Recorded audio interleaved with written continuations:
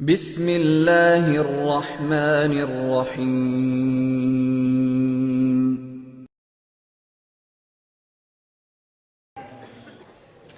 الحمد للہ نحمده ونستعینه ونستغفره ونؤمن به ونتوکل علیہ ونعوذ باللہ من شرور انفسنا ومن سیئات اعمالنا من يهده الله فلا مضل له ومن يضلل فلا هادي له ونشهد أن لا إله إلا الله وحده لا شريك له ونشهد أن لا إله إلا الله وحده لا شريك له ونشهد أن سيدنا ومولانا محمدا عبده ورسوله أما بعد فأعوذ بالله من الشيطان الرجيم بسم الله الرحمن الرحيم فيهما فاكهة ونخل ورمان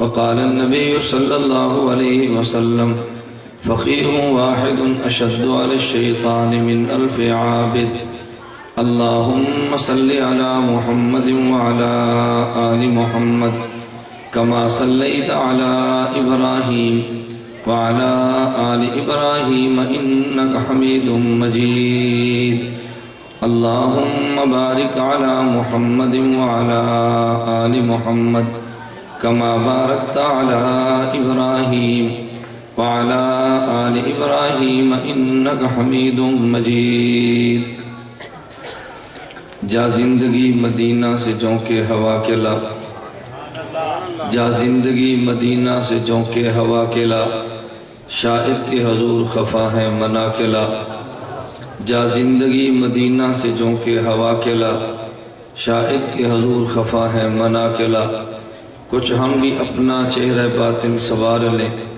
ابو بکر سے آئین عشق و وفا کے لا دنیا مسلمہ پہ بہت ہی تنگ ہو گئی فاروق اعظم کے دور کے وہ نقشے اٹھا کے لا جن سے گناہ نے ہمیں محروم کر دیا عثمان کے وہ زاویے شرم و حیا کے لا مغرب کی گلیوں میں مارا مارا نہ پھر اے گدائے علم دروازہ علم سے خیرات جا کے لا نام محمد سے دلوں کو سرور ملتا ہے نام محمد سے دلوں کو سرور ملتا ہے نگاہ فکر کو تازہ شعور ملتا ہے نصیب کیسا بھی ہو واسطہ احمد کا دے کے نصیب کیسا بھی ہو وسیلہ محمد کا دے کے خدا سے جو بھی مانگے ضرور ملتا ہے معزز علماء کرام میرے نہایت واجب الاحترام بزرگوں اور مسلک اہل سنت والجماعت سے تعلق رکھنے والے وجود نوجوان دوستوں اور بھائیوں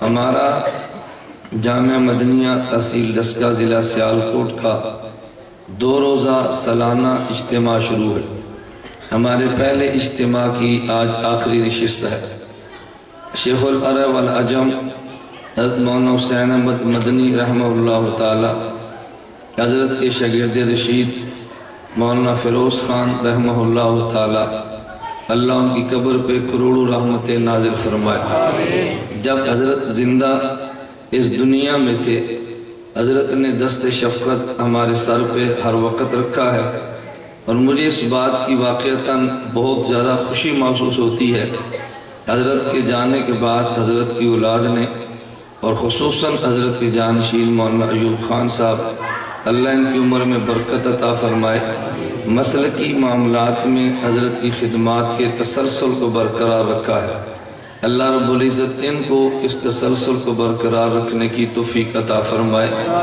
میں آپ حضرات سے ہی گزارش کروں گا چونکہ میں نے آج گفتگو آپ حضرات کی خدمت میں جی چاہتا ہے علماء دیوبند کے کردار کے عنوان پہ کروں یہ ہمارے علماء دیوبند کا بہت بڑا مذہبی علمی ادارہ ہے جس کو دنیا بخوبی جانتی ہے قائد جمعیت مولانا سمیع الحق صاحب دامت برکاتہم کی باضابطہ اس ادارے کو سرپرستی حاصل ہے مولانا سمیع الحق صاحب دامت برکاتہم کتنے بڑے انسان ہیں اس پر مجھے گفتگو کرنے کی ضرورت نہیں۔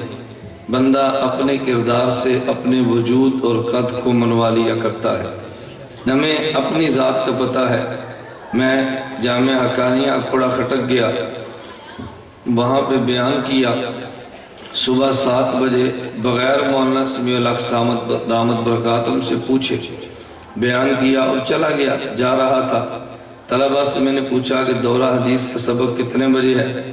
انہوں نے کہا جی 7:30 بجے۔ میں نے کہا اب 7 بجے وہاں دارالحدیث کے باہر میرے بیان کا اعلان لکھ لیں۔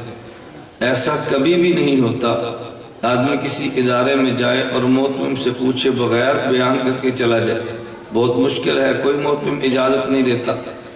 بیان کیا اور چلا گیا۔ 2 یا 3 دن کے بعد اسلام آباد میں دارالعلوم زکریا کی سالانہ اجتماع تھا۔ حضرت بھی تشریف فرما تھے، میں بھی حاضر ہوا۔ اور فرمانے لگے کہ مجھے جلدی ہے، تم بیان بعد میں کرنا۔ میں نے کہا جی میری خواہش ہے میں بیان پہلے کر لوں، ہاں میرا بیان سنیں، وہ سبق ہوگا، اس میں غلطی ہوگی آپ تنبیہ فرما دیں۔ فرمایا نہیں مجھے جلدی ہے۔ میں نے کہا جی آپ فرمائیں، میں بیان بعد میں کر لوں گا۔ حضرت مجھے فرمانے لگے کہ آپ اکوڑا کھٹک آئے اور مجھے دکھ ہوا کہ آپ ملے نہیں اور صبح جلدی چلے گئے۔ مجھ سے ملتے تو میں حقانیہ میں آپ کا بیان کراتا۔ میں نے کہا جی بیان تو میں نے آپ کی اجازت کے بغیر صبح کر لیا تھا، ملا تو اس لیے نہیں کہ آپ کے آرام کا وقت تھا۔ فرمانے لگے حقانیہ جب آؤ ہم سے پوچھنے کی ضرورت نہیں، آپ بغیر پوچھے مسئلہ کے دیوبند کو حقانیہ میں بیان کرو۔ میں ایک واقعہ عرض کر رہا ہوں، ورنہ میرے ان کے تعلقات کے واقعات ہیں۔ اللہ ہمیں بات سمجھنے کی توفیق عطا فرمائے۔ دارالعلوم دیوبند اور علماء جو فارغ دارالعلوم دیوبند سے ہیں، یا وہ علماء جو دیوبند کے ساتھ منسلک ہیں، وہ علماء جو دیوبندی نظریات کے حامل ہیں، میں ان کی خدمات کو پیش کرنے سے قبل بطور تمہید کے تھوڑی سی بات عرض کروں گا، اور اس کا تذکرہ میں ایک واقعہ سے کرتا ہوں۔ مدینہ منورہ مسجد نبی میں رمضان مبارک کے ماہ میں بیٹھا تھا۔ ایک شخص جو میرا مریض تھا اور مجھے فون کر کے پوچھنے لگا کہ مولانا آپ مدینہ منورہ کہاں پر ہیں؟ میں نے کہا مسجد نبی میں ہوں۔ مجھے پوچھتا ہے کہ مسجد نبی میں کس جگہ پر ہے؟ میں نے کہا جو مسجد نبی میں رسول اللہ صلی اللہ علیہ وسلم کا روزہ ہے، اس روزہ مبارک کے سامنے صحن میں 2 چھتریاں، اور ان 2 چھتریوں کے پیچھے جدید مسجد نبی کا جو ستون ہے برآمدے کا، وہاں بیٹھا ہوں۔ وہ نوجوان آیا، مجھے ملا اور پوچھنے لگا جی آپ سے میں پوچھ سکتا ہوں کہ یہاں کیوں بیٹھے ہیں؟ میں نے کہا میں پوچھ سکتا ہوں کہ آپ کو دلیل سے بتاؤں یا آپ کو آنکھوں سے دکھاؤں؟ میں نے کہا دلیل سے بتاؤں گا تجھے شاید سمجھ نہ آئے، میں آنکھوں سے بتاؤں گا تجھے نظر آئے گا۔ مجھے کہتے جی آپ بتا دیں کیوں بیٹھے ہیں؟ میں نے کہا آپ دیکھیں ذرا یہ سامنے کیا بنا ہے؟ مجھے کہتے جی روزہ پاک ہے۔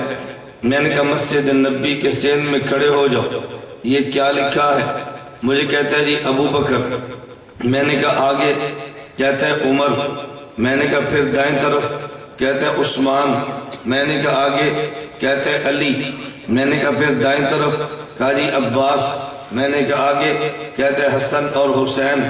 میں نے کہا سامنے ستون پہ کیا لکھا ہے؟ کہتا ہے نعمان بن ثابت۔ کیا لکھا ہے؟ نعمان بن۔ آپ مسجد نبی میں جا کر دیکھیں، میں اس کو تحدی اور چیلنج کے طور پہ کہتا ہوں۔ میں نے کہا کیا لکھا ہے؟ کہتا ہے نعمان بن ثابت۔ میں نے کہا سمجھ آئی میں یہاں کیوں بیٹھا؟ کہتا ہے کہ مجھے تو سمجھ میں نہیں آئی۔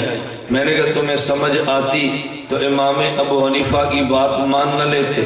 جسے سمجھ آئے وہ امام ابو حنیفہ کی بات کو مان لیتا ہے۔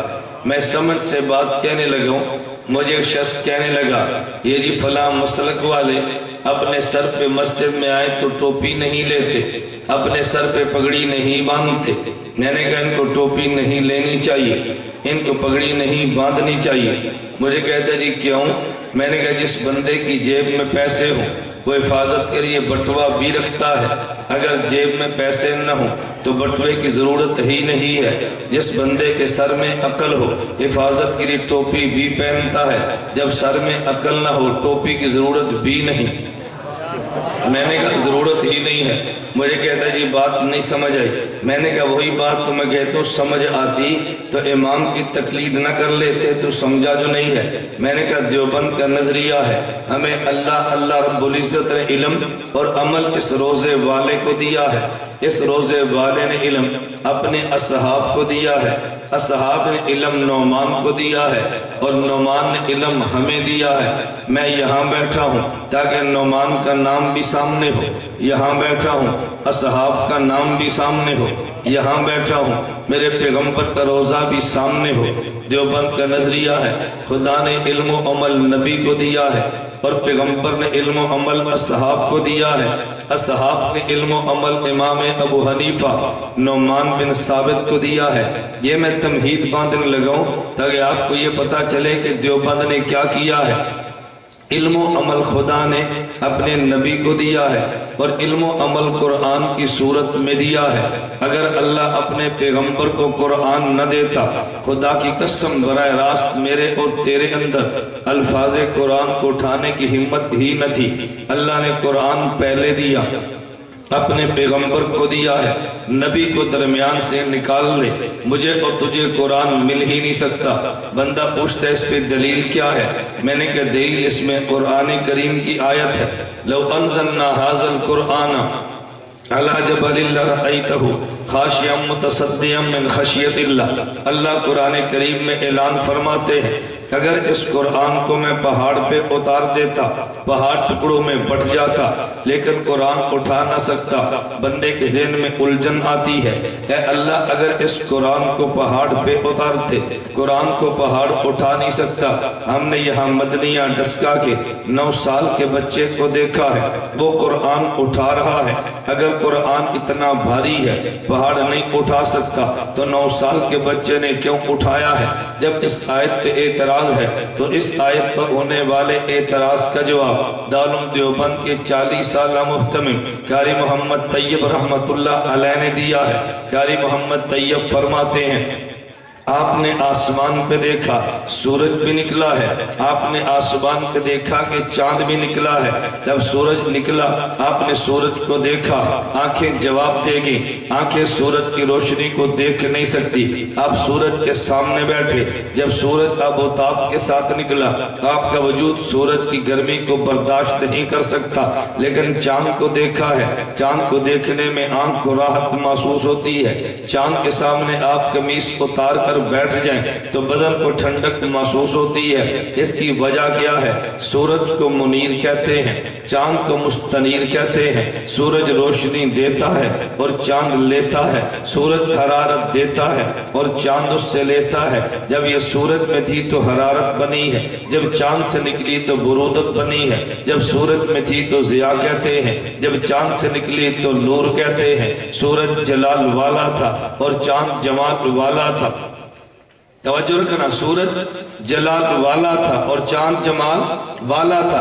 جب سورج میں ہے تو حرارت کہتے ہیں, حرارت چاند کے جمال سے گزری تو برودت اور ٹھنڈک کہتے ہیں. جب سورج میں ہے تو ضیاء اور تپش والی روشنی کہتے ہیں. جب چاند کے جمال سے گزری ہے اس کو نور اور ٹھنڈی چاندنی کہتے ہیں. حضرت حکیم الاسلام قاری محمد طیب اس کا جواب یوں دیتے ہیں کہ چاند جلال والا, سورج جلال والا ہے اور چاند جمال والا ہے. سورج کی روشنی جلالی ہے, چاند کی روشنی جمالی ہے. سورج کی تپش جمالی ہے اور چاند کی ٹھنڈک جمالی ہے. اگر سورج جلال والے کی روشنی کو دیکھے آنکھ جواب دے جاتی ہے. سورج کے سامنے تو بیٹھ جائے تو تپش جلالی ہے, وجود جواب دے جاتا ہے. لیکن جب سورج کی جلالی روشنی چاند کے جمال سے گزرتی ہے تو دیکھنے میں لطف آ جاتا ہے. جب سورج کی جلالی تپش چاند سے گزرتی ہے بدن میں پڑی تو ٹھنڈک محسوس ہو جاتی ہے. میرا اللہ جلال والا ہے, میرا محمد جمال والا ہے.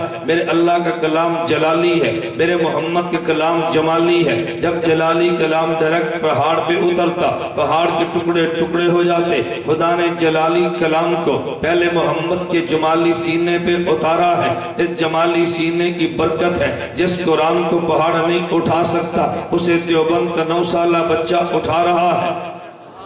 اسے دیوبند کا 9 سالہ بچہ اٹھا رہا ہے۔ میں نے کہا قرآن براہ راست خدا نے نبی کو دیا ہے، نبی نے علوم اصحاب کو دیے ہیں۔ میں اس کو سمجھانے کے لیے ایک جملہ کہتا ہوں، دیوبند کا نظریہ ہے کہ نبی کو نمائندہ خدا کہتے ہیں، صحابی کو نمائندہ مصطفیٰ کہتے ہیں، نبی کو کلام خدا کا ملتا ہے، نبی کا کلام اصحاب کو ملتا ہے، نبی قرآن کے الفاظ صحابہ کو دیتے ہیں، صحابہ حدیث کے الفاظ امت کو دیتے ہیں۔ نبی اور صحابہ کے درمیان، اللہ اور صحابہ کے درمیان واسطہ نبی بنتا ہے، نبی اور امت کے درمیان واسطہ صحابی بنتے ہیں۔ خدا کے کلام کو لینا ہو نبی کے دروازے پہ جاتے ہیں، اور پیغمبر کا کلام لینا ہو صحابی کے دروازے پہ جاتے ہیں۔ نبوت بولے تو قرآن بنتا ہے، صحابی جب بولتا ہے حدیث بنتی ہے۔ کلام تو پہلے موجود تھا لیکن نبی بولے ہیں، ہمیں قرآن کا پتہ چلا ہے، حدیث مبارک موجود ہے، صحابی قال رسول کہتا ہے،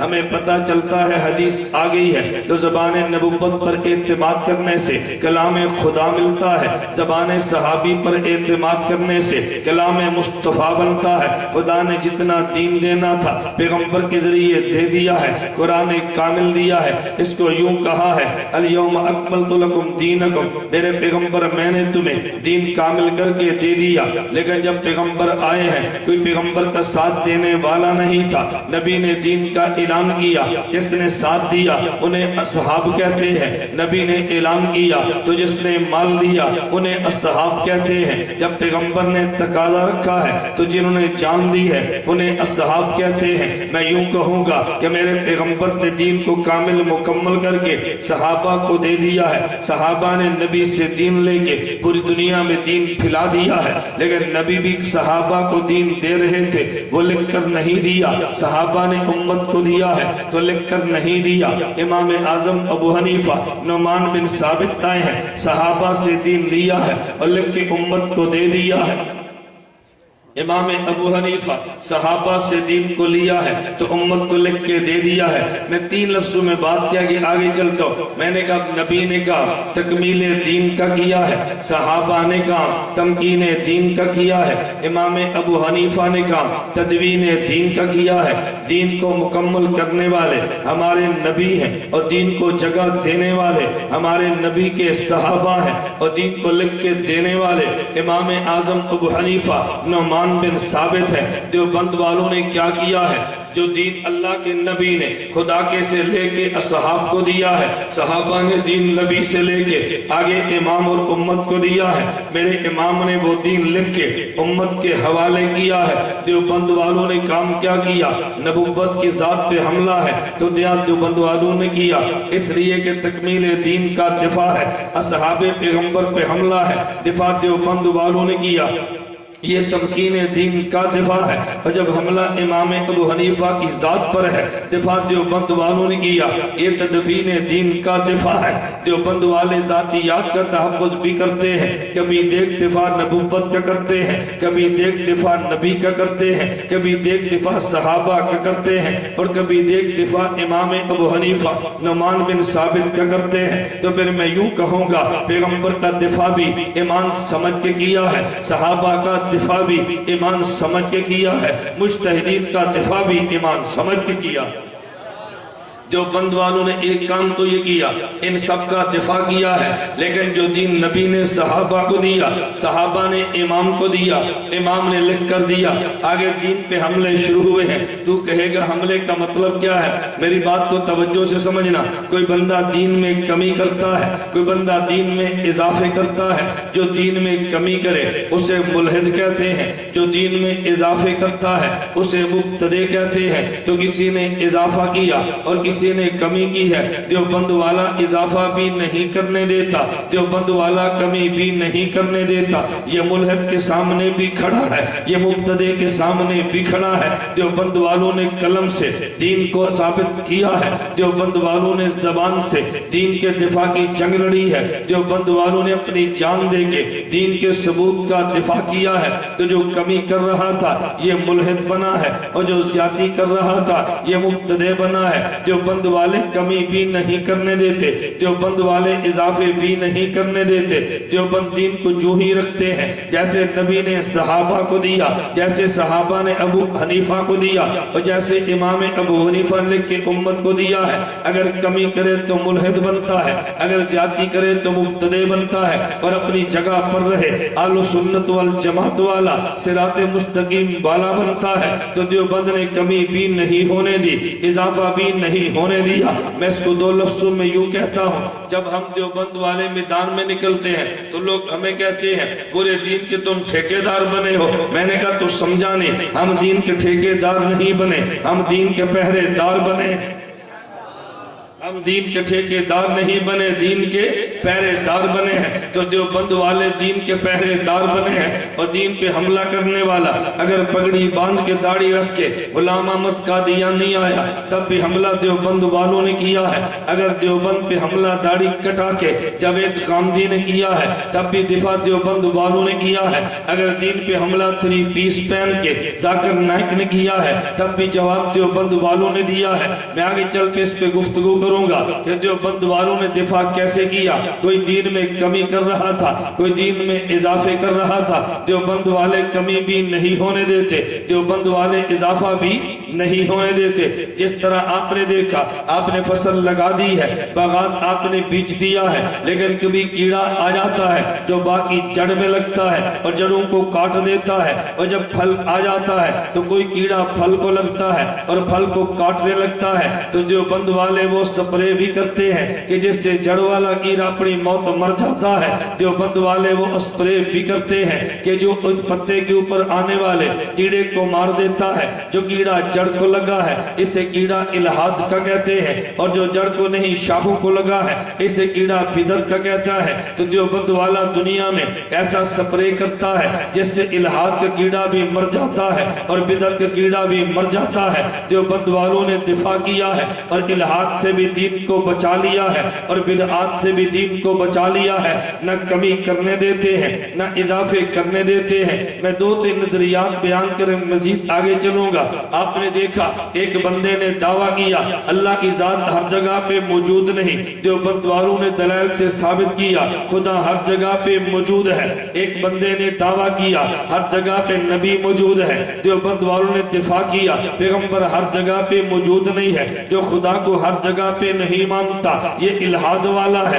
جو نبی کو ہر جگہ پہ مانتا ہے یہ بدعات والا ہے، اور جو خدا کو ہر جگہ پہ مان کے نبی کو مدینے میں مانتا ہے یہ صراط مستقیم اہل سنت والجماعت والا ہے۔ جس نے کہا خدا ہر جگہ پہ نہیں عرش پہ رہتا ہے اس نے بھی جرم کیا ہے، اور جو کہتے ہیں نبی ہر جگہ پہ رہتا ہے اس نے بھی جرم کیا ہے۔ دیوبند الہاد والے بھی نہیں، دیوبند بدعات والے بھی نہیں، دیوبند الہاد والے بھی نہیں، دیوبند بدعت والے بھی نہیں۔ دیوبند والے دونوں سے دین کو بچا رہے ہیں۔ جس نے کہا خدا ہر جگہ پہ نہیں ہے وہ بھی دلیل دیتا ہے، اور جس نے کہا نبی ہر جگہ پر ہے وہ بھی دلیل دیتا ہے۔ ہم نے یہ دیکھنا ہے دلیل غلط دیتا ہے یا دلیل ٹھیک دیتا ہے۔ آپ اتنی جلدی پھسل نہ جایا کرو اور جو مجھے فلاں بندے نے دلیل دی ہے، بیٹا اس دلیل پہ غور تو کر لینا چاہیے وہ دلیل ٹھیک ہے یا غلط ہے۔ اگر ٹھیک ہوگی تو مان لیں گے، اگر غلط ہوگی تو نہیں مانیں گے۔ تو جس نے یہ کہا خدا کی ذات ہر جگہ پہ نہیں ہے، اللہ صرف عرش پہ رہتا ہے، اس نے بھی دلیل دی ہے، ذرا اس کی دلیل پہ توجہ رکھنا۔ وہ دلیل دینے لگا اور یہ اللہ کی ذات ہر جگہ پہ نہیں، اللہ کی ذات عرش پر ہے۔ میں نے کہا تیری دلیل کیا ہے؟ کہتا ہے معراج کا واقعہ بیان کرتے ہو؟ میں نے کہا بیان بھی کرتے ہیں، ہم سن بھی لیتے ہیں، کتابوں میں پڑھ بھی لیتے ہیں۔ اچھا یہ بتاؤ اللہ کے نبی معراج کے موقع پر کہاں گئے تھے؟ میں نے کہا عرش پہ گئے تھے۔ کہتے کیوں گئے تھے؟ میں نے کہا اللہ سے بات کرنے کے لیے گئے تھے۔ کہتے جب اللہ عرش پہ نہیں ہے تو نبی عرش پہ کیوں گئے تھے؟ نبی کا عرش پہ جا کے اللہ سے بات کرنا اس بات کی دلیل ہے اللہ عرش پہ رہتے ہیں، اس نے دلیل دی ہے۔ اللہ کے نبی کا عرش پہ جا کے بات کرنا اس بات کی دلیل ہے کہ اللہ عرش پہ رہتے ہیں۔ میں نے کہا اگر تیری بات کو مان لیا جائے تو پھر کوئی دوسرا بندہ کہے گا اللہ کوہ طور پہ رہتے ہیں۔ ہم نے کہا تیری دلیل کیا ہے؟ کہتے جب موسیٰ اللہ سے بات کرتے کہاں جاتے؟ ہم نے کہا کوہ طور پہ جاتے۔ کہتے جب اللہ کوہ طور پہ نہیں تھے تو موسیٰ علیہ السلام کیوں جاتے؟ موسیٰ علیہ السلام کا کوہ طور پہ جا کے اللہ سے باتیں کرنا اس بات کی دلیل ہے ہے اللہ کو ہے طور پہ رہتے ہیں. میں نے کہا اس کا جواب تو کیا دے گا؟ تیسرا بندہ کہے گا اللہ ڈسکے کی مسجد میں رہتے ہیں. ہم پوچھے تیری دلیل کیا ہے؟ وہ کہتا ہے میری دلیل یہ ہے کہ جب بندے نے بات کرنی ہو تو پھر نماز پڑھتا ہے، اور جب نماز پڑھنی ہو تو مسجد میں چلا جاتا ہے. اگر اللہ مسجد میں نہیں تھے تو بندہ بات کس سے کرتا ہے؟ میں نے کہا تو کیا جواب دے گا؟ کہتا جی بات تو بڑی وزنی ہے. میں نے کہا وزنی تیرے نزدیک ہے، دیوبند والوں کیا کوئی وزنی بات نہیں ہے؟ مجھے کہتے کیوں نہیں؟ میں نے کہا دیوبند کا نظریہ ہے خدا کی ذات ہر جگہ پر ہے. تیری دلیل یہ تھی اگر اللہ کی ذات ہر جگہ پر ہے تو نبی معراج پہ رہے فرش پہ کیوں گئے ہیں؟ خدا سے بات کرنے کے لیے. توجہ رکھنا. میں نے کہا دیوبند کے نظریے کو سمجھنا. ہم نے کہا خدا کی ذات تو ہر جگہ پر ہے، لیکن اللہ نے کس بندے سے کہاں گفتگو کرنی ہے؟ اللہ بندے کی حیثیت کو دیکھ کے جگہ کا انتخاب کرتے ہیں. اگر بندہ مجھ اور آپ جیسا ہو انتخاب عام مسجد کا ہو جاتا ہے. اگر بندہ موسیٰ کلیم جیسا ہو انتخاب طور سینا کا ہوتا ہے. اگر بندہ محمد حبیب جیسا ہو تو انتخاب عرش معلیٰ کا ہوتا ہے. اگر بندہ مجھ اور آپ جیسا ہو انتخاب عام مسجد کا ہوتا ہے. بندہ موسیٰ کلیم جیسا ہو انتخاب طور سینا کا ہوتا ہے. اور بندہ محمد حبیب جیسا ہو انتخاب عرش معلیٰ کا ہوتا ہے. دوسرا کہتے ہیں میرے پاس بھی دلیل موجود ہے. میں نے کہا وہ کون سی دلیل ہے؟ اللہ کے نبی ہر جگہ پر ہے. کہتے ہیں تم نے قرآن نہیں پڑھا. میں نے کہا بھئی کئی بار پڑھا ہے. کہتے ہیں اللہ قرآن میں فرماتے ہیں وَالَّذِي جَعَلَ الشَّمْسَ ضِيَاءً، خدا وہ ذات ہے کہ جس نے سورج، خدا وہ ذات ہے وَمَا أَرْسَلْنَاكَ إِلَّا رَحْمَةً لِلْعَالَمِينَ، جس نے نبی کو رحمت بنایا ہے. رحمت ہر جگہ پہ، خدا کا نبی بھی ہر جگہ پہ. میں نے کہا تیری دلیل کو مان لے تو پھر میں کہوں گا سورج بھی ہر جگہ پر ہے. مجھے کہتے دلیل کیا ہے؟ میں نے کہا تیری طرح دلیل قرآن میں ہے. کہتے قرآن میں کہاں لکھا ہے؟ میں نے کہا اللہ قرآن میں یہ نہیں فرماتے وَالَّذِي جَعَلَ الشَّمْسَ ضِيَاءً. کہتا جی بالکل ہے. میں نے کہا اس کا ترجمہ تیری طرح میں بھی کروں گا. اللہ نے سورج کو روشنی بنایا اور روشنی ہر جگہ پہ ہے، سورج بھی ہر جگہ پہ ہے. تو میں نے کہا سورج کو ہر جگہ پہ مان لے. مجھے کہتے یہ نہیں، سورج تو آسمان پر ہے، سورج کی روشنی ہر جگہ پر ہے. میں نے کہا پھر ہم بھی کہتے ہیں نبی مدینہ میں ہے اور نبی کی رحمت ہر جگہ پہ ہے. سورج آسمان پر ہے، سورج کی روشنی ہر جگہ پر ہے. ہمارے نبی مدینہ میں ہے اور نبی کی رحمت ہر جگہ پر ہے. میں نے کہا ایک الہاد والا تھا اور ایک بدعت والا تھا. دیوبند والے کمی بھی نہیں کرتے اور دیوبند والے اضافے بھی نہیں کرتے. ایک بندے سے پوچھ لے تو وہ یوں کہتا ہے تم پیغمبر کے لیے یہاں سے صلات پڑھو، نبی تب بھی سن لیتے ہیں. پیغمبر کے روزے پہ جا کے پڑھو، نبی تب بھی سن لیتے ہیں. ایک اور آ گیا، اس نے کہا یہاں سے پڑھو تب بھی نہیں سنتے، پیغمبر کے روزے پہ پڑھو تب بھی نہیں سنتے. جو ہر جگہ سے پیغمبر کی صلاۃ و سلام سننے کو نہیں مانتا یہ الہاد والا ہے، اور جو ہر جگہ سے مانتا ہے یہ بدعات والا ہے. دیوبند والوں نے کہا نانا پیغمبر کے روزے پہ جا کے پڑھے تو پیغمبر کو سنایا جاتا ہے. اگر تو یہاں ڈسکا سے پڑھے تو پھر پیغمبر کی خدمت میں پہنچایا جاتا ہے.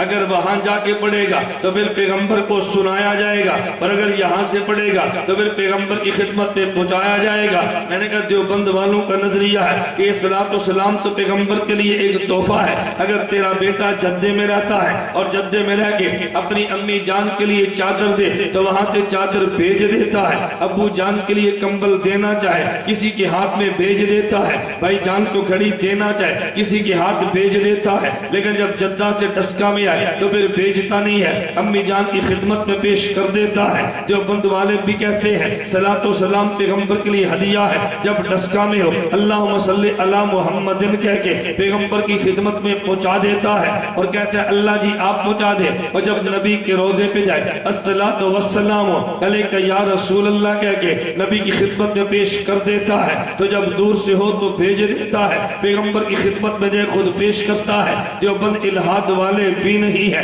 دیوبند بدعت والے بھی نہیں ہے، دیوبند تو صراط مستقیم والے ہیں. میں نے کہا الہاد والے آئے ہیں تو تب بھی مقابلہ دیوبند نے کیا ہے. اگر بدعات والے آئے ہیں تو تب بھی مقابلہ دیوبند والوں نے کیا ہے. میں بتا یہ رہا تھا کہ دین کی حفاظت کا کام دیوبند والوں نے کیا. اگر قرآن پہ اعتراض کسی نے یوں کیا، حکیم الامت تھانوی کے دور میں ایک بندے نے یوں بھی کہا، وہ بندے کے غیر مقلدین نے کہا، انہوں نے کہا جی دیکھو دیوبند کے مسئلے ہیں، دلیل قرآن نہیں ہے، अहकामुल कुरान में थानवी, अहकामुल कुरान थानवी, हकीमुल उम्मत थानवी ने लिखवा दी है। हर मसले पे आयात पेश कर दे, ये देवबंद वालों ने काम किया है। लोग कहने लगे हनफियत के मसले पे हदीस नहीं है, इलाउस में लिखवा दी है, हर मसले पे हदीस पेश कर दी है। ये काम देवबंद वालों ने किया है। मैं कह ये रहा था, अगर पैगंबर की खत्म नबुव्वत पे मसला आया है, अनवर शाह कश्मीरी देवबंद से चले हैं, बहावलपुर की अदालत में पहुंचे हैं, मुफ्ती महमूद कहाँ ये खान से चले हैं, इस्लामाबाद आए हैं और असम्बली की अदालत में पहुंचे हैं।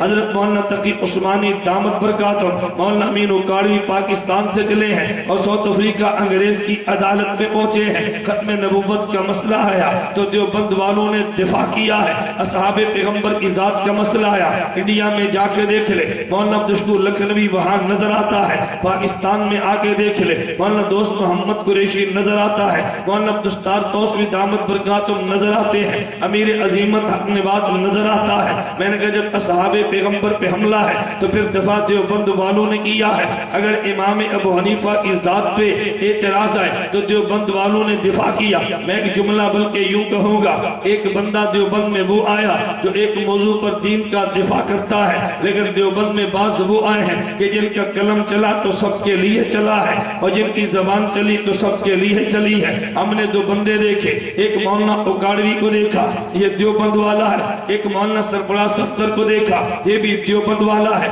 दोनों में फर्क ये है कि मौलाना सरफराज के कलम ने हर फितने से दीन का दिफा किया है, मौलाना उकाड़वी की जबान ने हर फितने से दीन का दिफा किया है। तो देवबंद वालों ने दीन का दिफा किया, न कमी होने दी है न इजाफा होने दिया। पहले देवबंद वाले कर रहे थे, आज भी कर रहे हैं। और अगर यूं नहीं काम चला, अंग्रेज ने सोचा है हमने मिर्जे कादियानी को पैदा किया, देवबंद वाले तब भी खड़े हैं। असहाबे पैगंबर के दुश्मन को पैदा किया, देवबंद वाले तब भी खड़े हैं। अगर हमने इमाम की जात पे हमला करने के लिए मुनकरीन फिका को पैदा किया, देवबंद वाले तब भी खड़े हैं। चलो क्यों ना करें, चलो यूं क्यों ना करें कि मुसलमान को वैसे ही मिटा दे, यूं क्यों ना करें इनका सफाया ही कर दे। तो फिर अंग्रेज यूरोप से चला है और बर्रे सगीर में आया है मुसलमान को वजूद को मिटाने के लिए। तो फिर तू शामली के मैदान में देख ले, देवबंद वाला वहां भी खड़ा है। शामली के मैदान को देख ले, देवबंद वाला वहां भी खड़ा है। माल्टा की जेल को देख ले, असीरे माल्टा शेखुल हिंद वहां भी खड़े हैं। तो दुनिया की जो भी जेल देखेगा, देवबंद वाला वहां भी दीन के पैरे दे रहा है। मैं कह ये रहा था, अगर तेरे वजूद को मिटाने के लिए इतनी दूर से अंग्रेज आया है तो फिर भी सामने देवबंद वाले खड़े हैं। आज शामली के मैदान को देखो, अपनी जान को दे दिया है, लेकिन देवबंद वालों ने दीन पे आंच नहीं आने दी। मौलाना कासिम में वल मौलाना ननोतवी रहमतुल्लाह अलैह ने देखा, हमने जान भी दे दी है, हमने किताबें भी लिखी है, लेकिन ये अंग्रेज का फितना बढ़ रहा है, अभी फितने मैदान में आगे आ रहे हैं। तो फिर देवबंद के नाम पे छोटा सा उस वक्त का मदरसा बनाया। मैं बात जो समझाने लगो, मदरसा बनाने वाला कौन था? उनमें एक ईंट रखी है, शेख अहमद अली मुहद्दिस सहारनपुरी ने एक ईंट रखी है, मौलाना रशीद अहमद गंगोही ने एक ईंट रखी है, मौलाना मोहम्मद कासिम ननोतवी ने और एक ईंट रखी है, मौलाना आबिद हुसैन ने एक ईंट रखी है, मौलाना रफीउद्दीन ने। ये 5 बंदों ने एक एक ईंट देवबंद के मदरसे की रखी है, जो फैज पूरी दुनिया में फैला है। मैं तफाउल के तौर पे कहता हूँ, तफाउल कहते हैं नेक फाली को। नेक फाली का माना ये है, आपका बेटा पैदा हुआ, आपने बेटे का नाम असद रखा है, भाई ये तो शेर तो नहीं है, इंसान पैदा हुआ, आपने नाम असद क्यों रखा है? आप कहते हैं इसलिए रखा ताकि अल्लाह इसको दलेर बना दे। ये नुक्ता समझना, बेटे का नाम क्या रखा? असद का माना गया, ये शेर जमया या इंसान जमया? लेकिन आप क्या कहते हैं? असद। बाप से पूछो असद नाम क्यों रखा है? कहते हैं नेक फाली के लिए, ताकि मेरे बेटे को अल्लाह दलेर बना दे। असद अली क्या बेटा पैदा हुआ, हजूर ने पूछा क्या नाम रखा है? कहा या रसूल अल्लाह मैंने हर्ब नाम रखा है। फरमाया हर्ब तो जंग को कहते हैं, हजूर क्या नाम रखे? फरमाया बेटे का नाम हसन रख ताकि उम्मत में सुलह कराए। ये नेक फाली के लिए मेरे पैगंबर ने नाम बदल दिया है। तो नेक फाली दुनिया में चलती है, अरबी में तफाउल कहते हैं, उर्दू जुबान में नेक फाली कहते हैं। तो मैं भी जामिया मदनिया में बैठ के देवबंद की तफाउल बयान करते हुए यूं कहूंगा, एक बुजुर्ग जिसका नाम अहमद अली सहारनपुरी है, उसने बुखारी पे हाशिया लिखा है, ہے ان نے دیوبند کی ایک اینٹ رکھی ہے، اس سے میں نے ایک فالی یوں لوں گا۔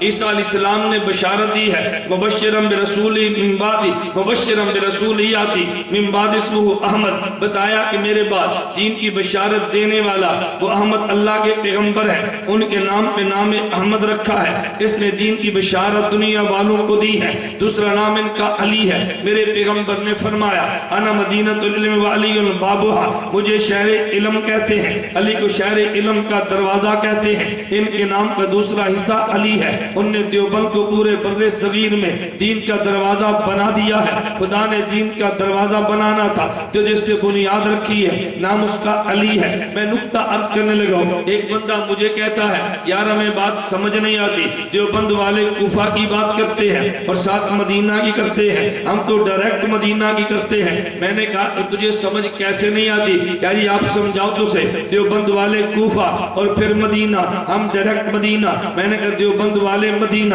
وایا کوفہ جو جاتے ہیں اس کی وجہ یہ ہے کہ دیوبند والوں نے پیغمبر سے سیکھا ہے کہ وایا کوفہ مدینہ جانا ہے۔ کہتے ہیں کہاں لکھا ہے؟ میں نے کہا میرے پیغمبر نے اعلان فرمایا انا مدینۃ العلم وعلی بابھا، میں شہر علم محمد ہوں، علی شہر علم کا دروازہ ہے۔ میں نے کہا شہر علم مدینہ میں، شہر علم کا دروازہ کوفہ میں، تو شہر علم کا دروازہ کوفہ ہے، شہر علم مدینہ میں ہے، میرے پیغمبر کی ذات مدینہ میں، علی کی ذات کوفہ میں۔ تو جو آدمی شہر میں جائے تو وایا دروازہ جاتا ہے، اس کو بے ادب نہیں با ادب کہتے ہیں۔ تیری مسجد میں امام اعلان کرے صف اول میں آ کے نماز پڑھو، ایک آدمی دیوار پھلانگ کے آتا ہے، ایک دروازے سے گزر کے جاتا ہے، دونوں صف اول میں پہنچے ہیں، دروازہ کراس کر کے جانے والے کو بے ادب کہتے ہیں، دروازے سے گزرنے والے کو با ادب کہتے ہیں۔ ہم مدینہ وایا کوفے گئے ہیں، اسے با ادب کہتے ہیں، تو کراس کر کے گیا ہے، اسے بے ادب کہتے ہیں۔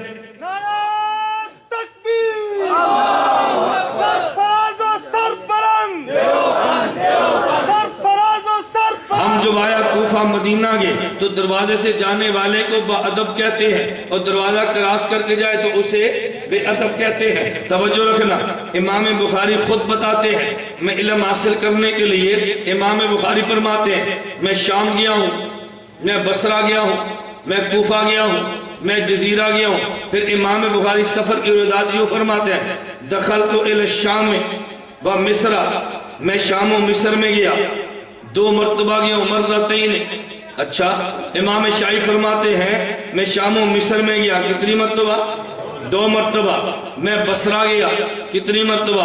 کہ 4 مرات، 4 مرتبہ۔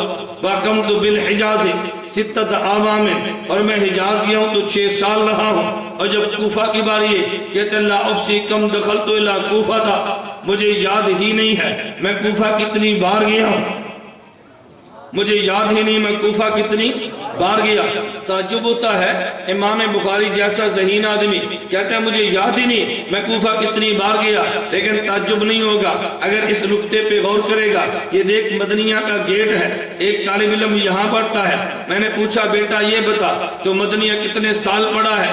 کہتا ہے استاد جی میں 12 سال پڑھا، 3 سال میں نے حفظ کیا ہے، 9 سال میں نے کتابیں پڑھی ہیں، اس کو پڑھنے کا زمانہ یاد ہے۔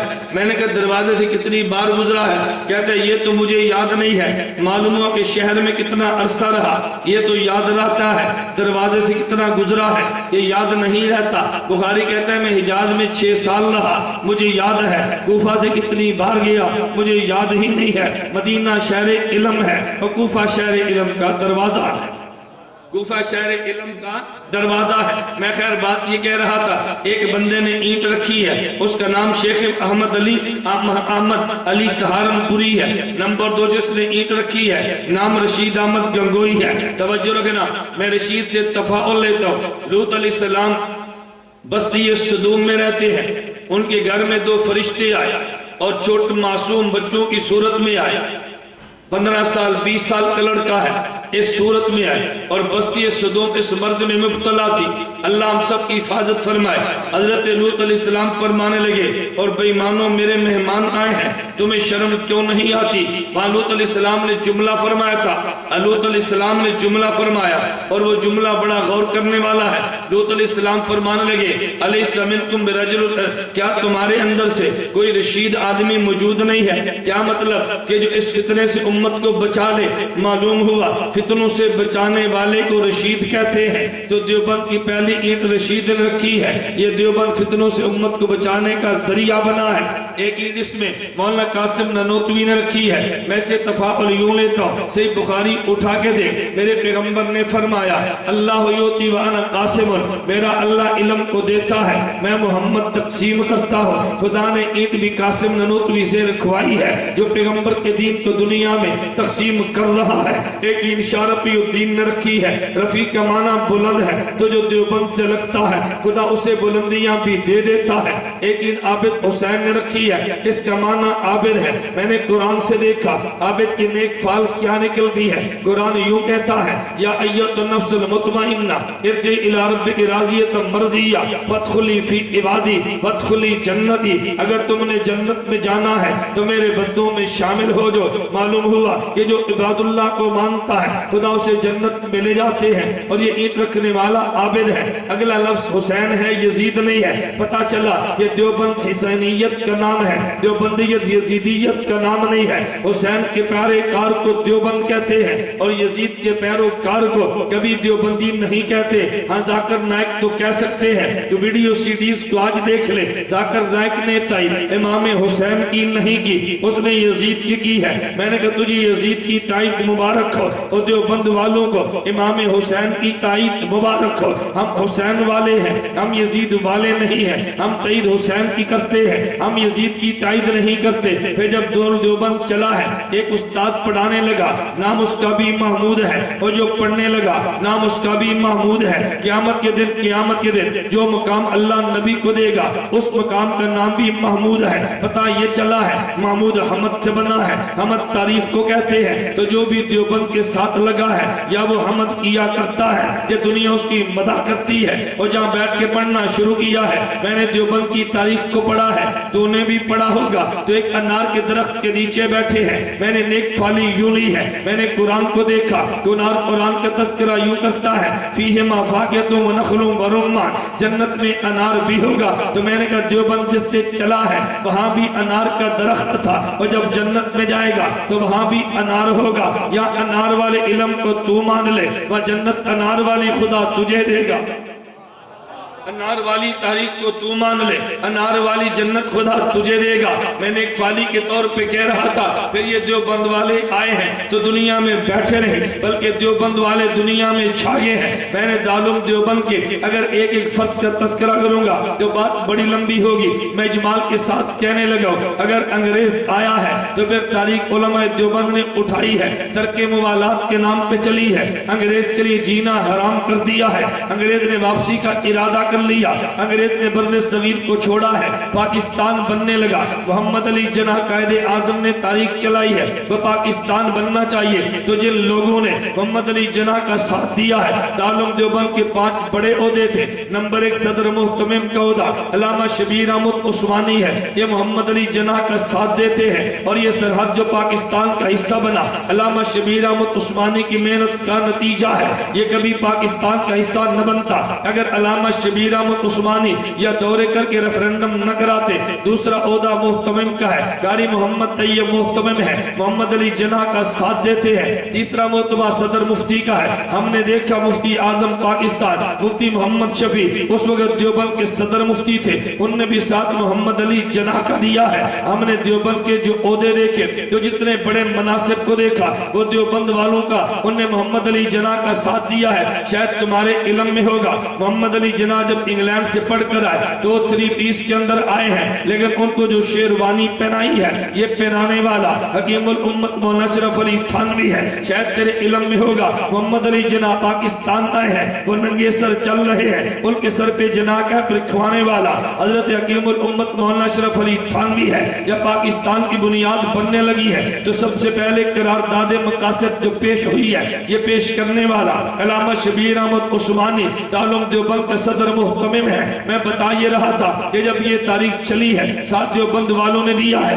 और मोहम्मद अली जिन्ना कहा करते थे, फरमाते हैं पूरे हिंदुस्तान में जो मैंने तारीख चलाई है मेरे साथ एक इतना बड़ा आलिम है, हिंदुस्तान पाकिस्तान के उलमा का इल्म एक पलड़े में रख दिया जाए, उसका इल्म सबसे वजनी है, उसे हकीमुल उम्मत मौलाना अशरफ अली थानवी कहते हैं। और जब पाकिस्तान बनने लगा है जो कौन नहीं जानता, मगरबी पाकिस्तान बांग्लादेश में जिस बंदे ने परचम पाकिस्तान के लहराया है उसे मौलाना जफर अहमद उस्मानी कहते हैं, जो दारुल देवबंद का उस्तादुल हदीस है। कौन नहीं जानता जब ये पाकिस्तान बना है और परचम पाकिस्तान के लहराने लगे हैं तो अल्लामा शबीर अहमद उस्मानी लहराते हैं, जो दारुल देवबंद के सदर मुहतमिम है। जब मोहम्मद अली जिन्ना बीमार हुए, कहा मैं अगर मर जाऊं तो मेरा जनाजा जिसने पढ़ाना वो अल्लामा शबीर अहमद उस्मानी है, जो देवबंद वालों ही ने सारा काम किया। लेकिन तुझे सिर्फ एक नाम दिखाकर लोग मुखालफत करेंगे, वो जी हुसैन अहमद मदनी तो वो था कि जिसने पाकिस्तान की मुखालफत की है। मैंने कहा न बेटा, तो बात को समझा नहीं है।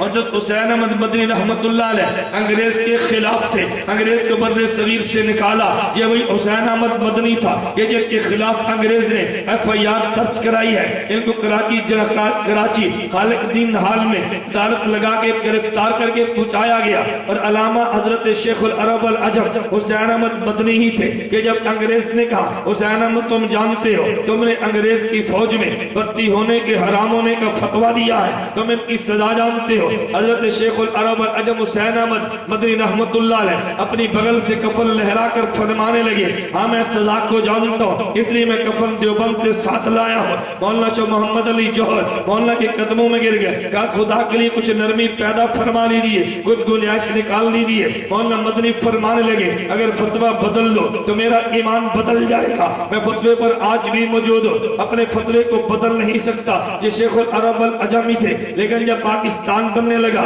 मौलाना मदनी की तारीख को समझना। मौलाना मदनी फरमाने लगे एक हिस्सा वो है जो हिंदुस्तान में रह जाएगा, एक हिस्सा वो है जो पाकिस्तान चला जाएगा। पाकिस्तान बन गया है, मुसलमान को अगर अमन मिल भी गया, हिंदुस्तान के रहने वाले मुसलमान का क्या बनेगा? इसलिए मैं कहता हूँ अलग ना हो, तुम एक जगह पे रह के जो अक्सरियत मुसलमानों की है वहाँ इस्लाम का कानून नाफिज कर दो, हिंदू को अकलियत में रख दो। अगर हिंदुओं की अक्सरियत है वहाँ कानून इनको दे दो, मुसलमान को अकलियत में रख के इनको पब्लिक इनको पर्सनल ला दे दो, इनको तहफ़्फ़ुज़ मिलेगा। मौलाना की राय ये थी, नतीजा क्या निकला? तवज्जो रखना, नतीजा क्या निकला? खुदा की तकवीन हिकमत समझे। देवबंद के 5 बड़े ओहदे थे। सदर मुहतमिम पाकिस्तान बनाने की बात करता है, वहां के शेखुल हदीस पाकिस्तान बनाने की बात करते हैं, सदर मुफ्ती ने पाकिस्तान बनाने की बात की है, मुहतमिम ने पाकिस्तान बनाने की बात की है। एक मौलाना मदनी का नजरिया ये था कि नहीं अलग न बनाओ, इसमें नुकसान नजर आएंगे। अच्छा पाकिस्तान बन गया है, अगर मौलाना मदनी ने उस दौर में वह उनकी हमायत न की होती, आज हिंदुस्तान के मुसलमान को ज़बा कर दिया जाता। आज वहां कोई नहीं उठा क्योंकि मदनी उनके सर पे मौजूद था। पाकिस्तान बना है तो हजरत अमीर शरीयत अताउल्लाह शाह बुखारी उनने इंडिया को छोड़ दिया, पाकिस्तान में आ गए हैं, मुसलमान के सर पे हाथ रखा है। हजरत अहमद अली लाहौरी हिंदुस्तान को छोड़ा, पाकिस्तान में आ गए हैं, इनके सर पे हाथ रखा है। मुफ्ती मोहम्मद शफी ने हिंदुस्तान को छोड़ा, पाकिस्तान के मुसलमान के सर पे हाथ रखा है। तुझे यतीम नहीं होने दिया, और जो पीछे रह गए थे उनके सर पे हाथ मौलाना हुसैन अहमद मदनी ने रखा है। मेरी बात तवज्जो से समझना, उसका नतीजा ये निकला है 1962 के दौर की बात है। तेरे पाकिस्तान में सदर अयूब ने आईनी कवानीन खिलाफ शरीयत नाफिज किए थे, तो आज तक बदल नहीं सका। मौलाना मदनी की मेहनत का नतीजा है हिंदुस्तान की हुकूमत ने शरीयत के आईनी कवानीन को बदलने की बात की है। मौलाना मदनी का मानने वाला मैदान में उतरा है, इंडिया हुकूमत ने घुटने टेक दिए हैं, उन्होंने इस्लामी कवानीन को आईनी कवानीन को इस्लाम के मुताबिक मुसलमानों का हक दे दिए है। मदनी वहां मौजूद था, हिंदुस्तान के मुसलमान का दिफा किया है, और यहाँ अमीर शरीयत मौजूद था, उसने मुसलमान का दिफा यहाँ किया है। अब मैं यूं कहूँगा इंडिया की बात कर ले, मुसलमान के हकूक की बात चलती है, उधर आवाज उठाने वाली जमीयत उलमाए हिंद नजर आती है। अगर इधर पाकिस्तान में इस्लाम के खिलाफ तहरीक चलती है तो दिफा करने वाली असम्बली में जमीयत उलमाए इस्लाम नजर آتی ہے. تو نے اعتراض تو کیا ہوگا لیکن تو نے کردار کو نہیں دیکھا. اور میں خدا کی قسم اٹھا کے کہہ رہا ہوں جب پاکستان کے بالکل پاکستان کے ہمسائے ملک افغانستان میں اور روس آیا تھا، افغانستان کے لیے نہیں آیا، وہ تو تیرے پاکستان کے گرم پانیوں کے لیے آیا تھا. روس کو روکنے والے اور ٹینکوں کے نیچے روم دیے گئے یہ علماء دیوبند ہی تھے جن نے روس کے ساتھ ٹکڑے کر دیے لیکن تیرے ملک کو بچا لیا ہے. پھر اب جب دوبارہ اس پہ امریکہ نے کیا ہے آج بھی دفاع کرنے والے اور تجھے علماء دیوبند ہی نظر آتے ہیں. میں بتا یہ رہا تھا انگریز مٹانے کے لیے ہندوستان میں پہنچا تو وہاں بھی کھڑے دیوبند والے نظر آتے ہیں. کون نہیں جانتا ادھر قادیانی آتا ہے جس بے ایمان نے انگریز کو کہا تھا کہ میں نے جہاد کے خلاف اتنی کتابیں لکھی ہیں 50 الماریاں بھر دی جائیں گی. کون نہیں جانتا محمد حسین بٹالوی نظر آتا ہے جس نے الاقتصاد کی مسائل جہاد لکھی ہے اور فتویٰ جہاد کے حرام ہونے کا دے دیا ہے. کون نہیں جانتا اہل بدعت کا امام نظر آتا ہے اعلام العالم میں ہندوستان دار الاسلام کتاب لکھی ہے ہندوستان دار الاسلام ہے جہاد نہیں کرنا چاہیے. ہر کوئی انگریز کی گود میں نظر آ رہا تھا. ایک دیوبند والے تھے جو انگریز کی آنکھوں میں آنکھیں ملا رہے تھے. آج کون نہیں جانتا جب امریکہ نے حملہ وہاں پہ کیا ہے سب سے پہلے جمعیت علماء تنہا نکلی ہے اس کے بعد دوبارہ حملہ کیا تو جمعیت حکمت عملی کے تحت ساری جماعتوں کو اکٹھا کر کے طالبان کے دفاع میں بھرپور محاذ قائم کیا تھا اور طالبان کے حق میں احتجاج کیا تھا. میں بتا یہ رہا تھا کہ دنیا کون نہیں جانتی ہم آپ روس آیا ہے تو دفاع علماء دیوبند نے کیا ہے. آج امریکہ آیا ہے تو دفاع علماء دیوبند نے کیا ہے. اگر پاکستان میں اسلام کے خلاف ناموس رسالت کا مسئلہ اٹھا ہے تو کون نہیں جانتا دفاع علماء دیوبند نے کیا ہے. پاکستان کی اسمبلی سے اگر پاکستان کی اسمبلی سے مرزائیت کا کفر منوایا تب بھی علماء دیوبند نے منوایا ہے. اگر اس قانون کو چھیڑا ہے محترم صدر زرداری نے تو دوبارہ ان سے دستخط بھی پھر علماء دیوبند نے لیا ہے. تو جب بھی دین کا دفاع ہو دیوبند والے ہیں پاکستان کا دفاع ہو دیوبند والے.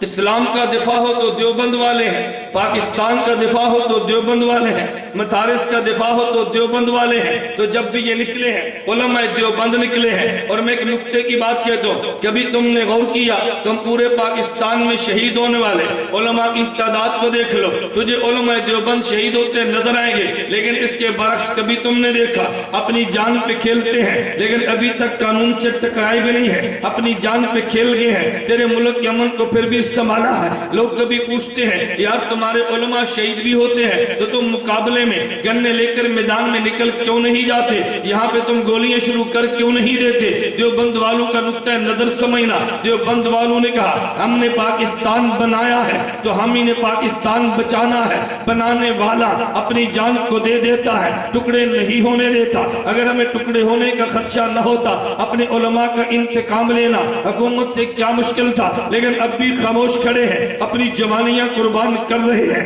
مقابلے میں گولی نہیں چل رہی گولی کھا رہے ہیں. مقابلے میں گولی کیوں نہیں چلاتا؟ اس کو پتا ہے میں نے ملک بنایا ہے تو میں نے ملک بچانا ہے. میں نے ملک بنایا ہے تو میں نے ملک بچانا ہے. جو بناتا ہے وہ بچانے کی فکر بھی کرتا ہے اور جو نہیں بناتا وہ بچانے کی فکر بھی نہیں کرتا. تو میں نے اختصار سے 3 باتیں عرض کی ہے. میں نے کہا نمبر 1 علماء دیوبند نے تطہیر دین کیا ہے. نمبر 2 علماء دیوبند نے اسلام کا دفاع کیا ہے.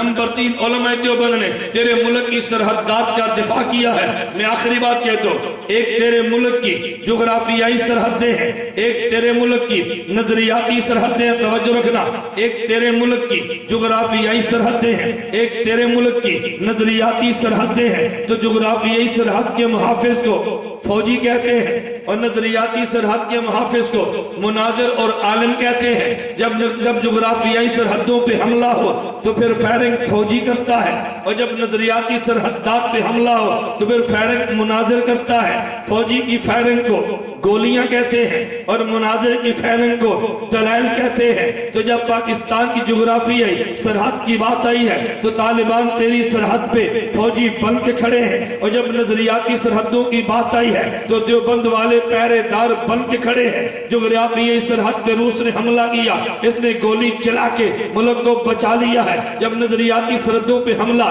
कादियानियत ने किया, ईरान वालों ने किया है, आले बिदत ने किया है, इसने दलाइल लेके तेरे मुल्क को बचा लिया है। ये नजरियाती सरहद का तहफ़्फ़ुज़ भी करता है, जुग्राफियाई सरहदों का तहफ़्फ़ुज़ भी करता है। जुग्राफियाई और नजरियाती दोनों सरहदों के मुहाफिज कौन है? देवबंद वाले। नहीं नजर आता?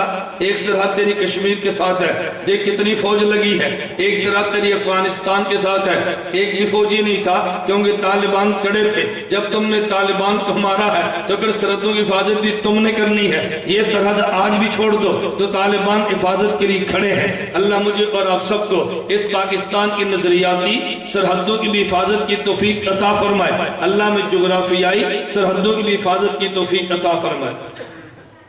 जाकिर नाइक का क्या मसलक है? जाकिर नाइक आदमी ठीक है या नहीं? जाकिर नाइक खपती आदमी, खपती समझते हो? जिस बंदे के पास इल्म कम होता है और अकल को इल्म पे गालिब करने की भरपूर कोशिश करता है। हम दुबई में थे, एक मजलिस चल रही थी, एक मौलवी साहब फरमाने लगे कि मौलाना साहब जाकिर नाइक तो बड़ा दीन का काम करता है। मैंने कहते फारूक आजम तो काम नहीं करते थे, कहते वो तो अच्छी भी ज्यादा करते थे। तो मैंने कहा जाकिर नाइक ने फारूक आजम पर एतराज किया है, उस दीन का फायदा ही किया जिस पे फारूक आजम पर एतराज शुरू हो जाए। जाकिर नाइक कहता है हम फारूक आजम रजी अल्लाह अन्हु के फतवों को चेक करेंगे, दलील के मुताबिक हो तो मान लेंगे, दलील के मुताबिक नहीं होंगे तो हम छोड़ देंगे। फारूक आजम के फतवे को चेक कर रहा है।